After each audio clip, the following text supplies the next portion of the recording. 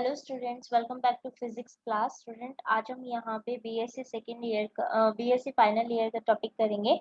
बच्चे, हमने जो टॉपिक किया था पहले वो प्रॉपर्टीज ऑफ लेजर कर लिया था, लेकिन वहाँ पे हमारी कोहेरेंस वाली प्रॉपर्टी रह गई थी। हमने मोनोक्रोमेटिक, हाईली इंटेंसिटी और जो हमारा हाईली डायरेक्शनलिटी है वो टॉपिक कंप्लीट कर लिया था। अब जो हम करने जा रहे हैं वो हमारा कोहेरेंस का टॉपिक करने जा रहे हैं, ठीक है। तो कोहेरेंस जो है एक्चुअली में वो क्या होता है, आपका एबिलिटी है टू फोटॉन्स की, ताकि वो एक दूसरे के साथ इंटरफेयर कर सके, है ना। तो इसका मतलब क्या है कि और ये भी आपको पता है कि जैसे कोई भी चीज है आपकी, ठीक है, तो आप उसको क्या कहोगे कि वो हमारा कोहेरेंस कब होगा, जब अगर उनका फेज डिफरेंस या तो कांस्टेंट हो या फिर एक पर्टिकुलर, या तो हो ही ना उनके बीच में, या हो तो कांस्टेंट फेज डिफरेंस से कोई चीज चलती रहे, तो उनको क्या बोलेंगे कि हम वो कैसा है, कोहेरेंट सोर्स है ना।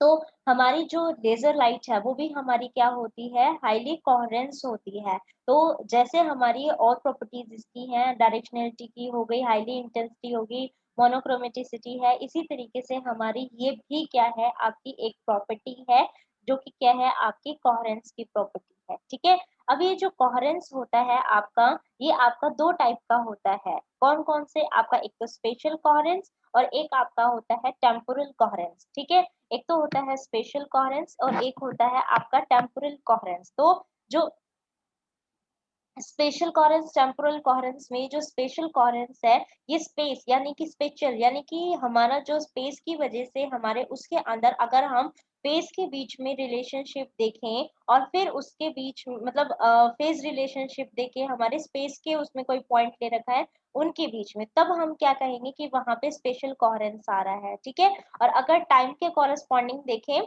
तो हमारे पास क्या आता है, वहां पे टेम्पोरल कोहेरेंस आता है, ठीक है। तो अब हम किसके पास चलते हैं, सबसे पहले स्पेशल कोहेरेंस के उसमें चलते हैं।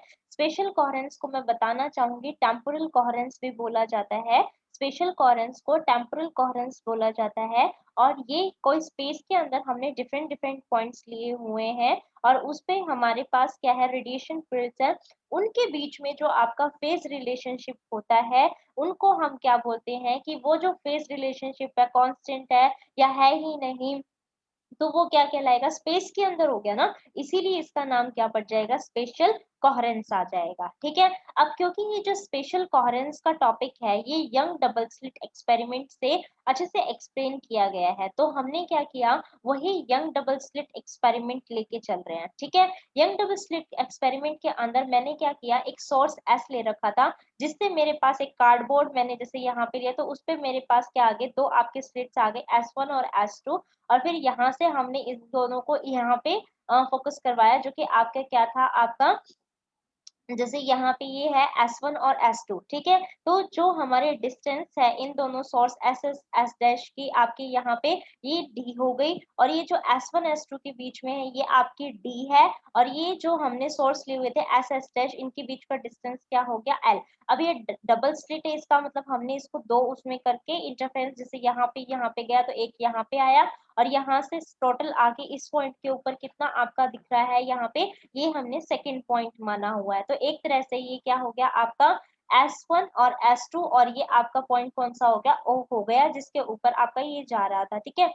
तो अब हमने क्या करना है, यहाँ पे ये बताना है कि किस तरीके की आपकी इसके ऊपर इंटरफेरेंस पैटर्न आपका बनेगा और यहाँ पे किस टाइप की इंटेंसिटी बनेगी, ठीक है। तो ये सारी चीज करने के लिए हमें पता है हमें क्या लेना पड़ेगा, इनके बीच का पार्ट डिफरेंस लेना पड़ेगा। तो पार्ट डिफरेंस आपका S2 माइनस में S-S1, ठीक है। S-S2 माइनस में S-S1 अगर कर दूं तो वो मेरे पास कितना आ जाएगा, λ/2। और हमने क्या करना है, इसी को ही यहाँ से फाइंड आउट करूंगी। अब S-S2 की वैल्यू निकालनी है, S-S2, तो इसको कैसे निकालेंगे कि ये हमारे पास, जैसे आपको पता है ये पूरी कितनी है, जैसे ये D है तो इसका हाफ पार्ट लेके चल लेती हूँ, ये कितना हो जाएगा, D/2 हो जाएगा। और यहाँ से यहाँ का पूरा जो डिस्टेंस है वो D हो स्क्वायर हो जाएगा, D हो जाएगा।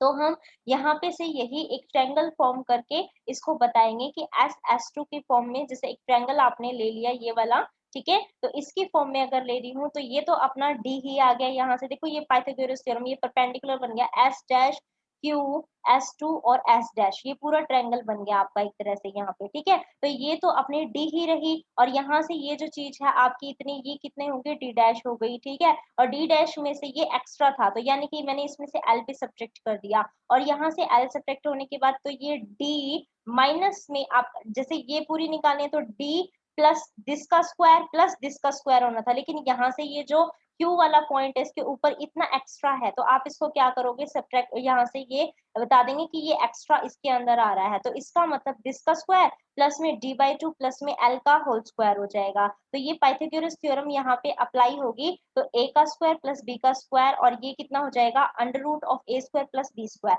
तो वही मैंने बता दिया कि ये d का स्क्वायर है, और ये कितना है, d/2 प्लस l का होल स्क्वायर हो जाएगा, और उसका पूरा रूट क्या निकल जाएगा, आपका s डैश s2 की वैल्यू। सिमिलरली अगर मेरे को s डैश s की निकालनी होगी, तो इसमें बस ये जो चीज आपकी पहले प्लस में l हो रही थी वो यहाँ पे माइनस में हो जाएगी, सिर्फ इतने की बतानी है, ठीक है। तो यहाँ से ये आ जाएगी, इसको जब हम सॉल्व करेंगे तो हमारे पास आ जाएगा d, जो कि आपका इन दोनों सोर्स और जो ये आपने ये लिए हैं S1 S2 यहाँ तक का डिस्टेंस है, तो d 1 प्लस में g का स्क्वायर और d/2 प्लस में l का होल स्क्वायर की पावर हाफ माइनस में g, आपने कॉमन ले रखा है ना, यहाँ से हाफ में से बाहर निकालोगे तो ये इस तरीके से आ जाएगा। अब मैंने ये मान लिया कि ये जो L है मेरा, ये मेरा जो दोनों सोर्सेस के बीच में एक सिंगल सोर्स और जो आपने ये जो इनकी इंटरफेरेंस प्रोड्यूस करे हैं ये वाले, तो ये वेव फ्रंट बन के जैसे ये आए आपके, इनके उसका जो आया था उसमें इनके बीच का डिस्टेंस आपका ये जो L है, दोनों के बीच का डिस्टेंस, ये L बहुत छोटा है इससे, ठीक है। तो यहाँ से हम क्या कर सकते हैं, उसके टर्म को बाइनोमियल से इसको ओपन कर सकते हैं। तो जैसे ही इसको बाइनोमियल से ओपन करेंगे तो ये 1 प्लस में 1/2 d स्क्वायर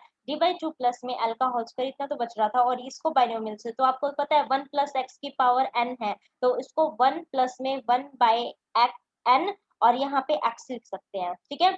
1 प्लस एक्स की पावर अगर n है तो 1 प्लस 1 बाई एन एक्स, इस तरीके से हम लिख सकते हैं। तो हमने इसको और इस वाले पार्ट को इसी तरीके से ओपन कर लिया और जस्ट क्या कर दिया, इसको सॉल्व कर दिया, ठीक है। सॉल्व करने के बाद आपके पास जो लेंथ आई है यहाँ पे, जो l की वैल्यू आई है आपकी, ये कितनी आ गई आपकी यहाँ से, लैम्डा g/2d, ठीक है। अब हमें ये पता है क्योंकि वो उससे d से छोटा है, तो लैम्डा d/d से भी l क्या हो जाएगा, छोटा, तो इसका मतलब d मेरा बहुत बहुत छोटा है लैम्डा d/l से। और जो यहाँ से ये l/d है, इसको हम क्या लिख सकते हैं, थीटा लिख सकते हैं। ये क्या है, आपका angle subtended by the source है एट द स्लिट्स, ठीक है। तो इसको हम d से रिप्रेजेंट कर रहे हैं, तो ये जो d है वो बहुत छोटा है आपका लैम्डा बाय थीटा। तो आप यूँ कहोगे कि ये जो d हमने अब निकाला है, थीटा तो अपना क्या हो गया, L by D is the angle subtended by the source at the slits, और जो आपका D है वो क्या है, आपका ट्रांसवर्स कोहेरेंस लेंथ है। तो यही तो हमें इसके अंदर बताना था कि हमारी ये ट्रांसवर्स कोहेरेंस लेंथ क्या आएगी, ठीक है।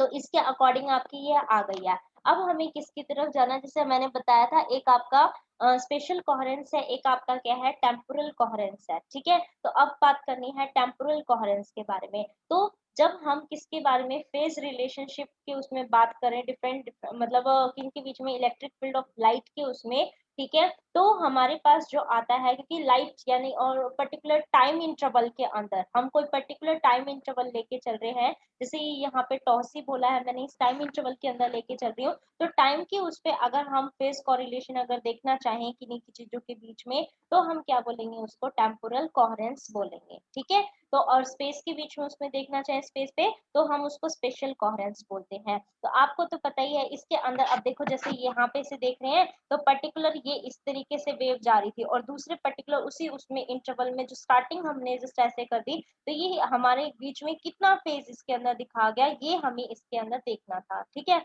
उस सेम उस पे अगर हम देखना चाहें तो कितना इंटरवल उसके बीच में आ रहा है, कितना फेज का चेंज आ रहा है, ठीक है, कांस्टेंट आ रहा है या कितना दिखा रहा है या है ही नहीं, तो वो हमें देखना है इसके अंदर, तो हम इस तरीके से दिखाएंगे। तो अब अगर हमें यहाँ पे कोहेरेंस लेंथ निकालनी हो, तो आपको पता है सेम वही फॉर्मूला यूज होगा इसके अंदर, speed is equal to distance upon time वाला, ठीक है। तो डिस्टेंस आपकी कितनी हो गई, यहाँ पे लेंथ l हो गई कोहेरेंस लेंथ, और टाइम आपका टाउ सी आप लेके ही चल रहे हो, और स्पीड क्या हो गई आपकी c। तो length is equal to speed into में टाइम आपका हो जाएगा, क्योंकि speed is equal to distance upon time, तो speed into time is equal to distance. तो आप यहाँ से डिस्टेंस यानी कि कोहेरेंस लाइन को फाइंड आउट कर सकते हो इस पोर्शन से। ठीक है, तो ये हमारा क्या हो गया, आपका टेम्पोरल कोहेरेंस का आज का टॉपिक कंप्लीट होता है। Thank you for watching this video and यहाँ तक अपने नोट्स कंप्लीट करिएगा बच्चे।